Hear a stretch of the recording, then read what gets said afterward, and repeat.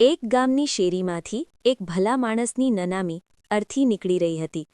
આખો પરિવાર તેમને સ્મશાન લઈ જઈ રહ્યો હતો. અચાનક એક અમીર શેઠે રસ્તાની વચ્ચે જ નનામી રોકાવી દીધી અને કહ્યું કે આ માણસ પર મારું 10 લાખ રૂપિયાનું દેવું છે. પહેલાં મારું દેવું ચૂકવો તો જ આમને સ્મશાન લઈ જવા દઈશ. આ સાંભળતા જ તે માણસના ચારેય દીકરાઓ આગળ આવ્યા અને ઘમંડથી બોલ્યા કે અમે તમારું દેવું નહીં ચૂકવીએ. પિતાનું દેવું પિતા જાણે. જો તમે ઈચ્છો તો જાતે જ આ નનામી ઉપાડીને લઈ જાઓ. તેમની આ વાત સાંભળીને આખું ગામ દંગ રહી ગયું. લોકો ગુસ્સે અને શરમથી તે દીકરાઓ પર ફિટકાર વરસાવવા લાગ્યા.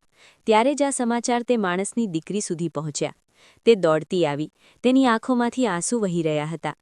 તેણે કંઈ પણ વિચાર્યા વગર પોતાના બધા ઘરેણાં અને પોતાની પાસે જે કંઈ પણ પૈસા હતા તે બધું શેઠની આગળ મૂકીને કહ્યું, જો આનાથી પણ તમારું દેવું પૂરું નહીં થાય તો હું આખી જિંદગી મહેનત કરીને તમારું દેવું ચોક્કસ ચૂકવીશ. બસ મારા પિતાજીની નનામીને જવા દો. દીકરીની આ વાત સાંભળીને શેઠની આંખો ભરાઈ આવી અને હાથ જોડીને કહ્યું, દીકરી, મને માફ કરજે. સાચી વાત તો એ છે કે મારે તારા પિતા પાસેથી પૈસા લેવાના નહોતા, પરંતુ મારે તેમને 10 લાખ રૂપિયા આપવાના હતા. મેં આ બધું એટલા માટે કર્યું કારણ કે હું જાણવા માંગતો હતો કે તેમની આખી જિંદગીની કમાણી પર ખરેખર કોનો હક છે. અને આનાથી મને ખબર પડી ગઈ કે આ બધા પૈસાની અસલી વારસદાર તું જ છે. આ 4 દીકરાઓ તો માત્ર નામના અને દેખાવા પૂરતા જ વારસદાર છે.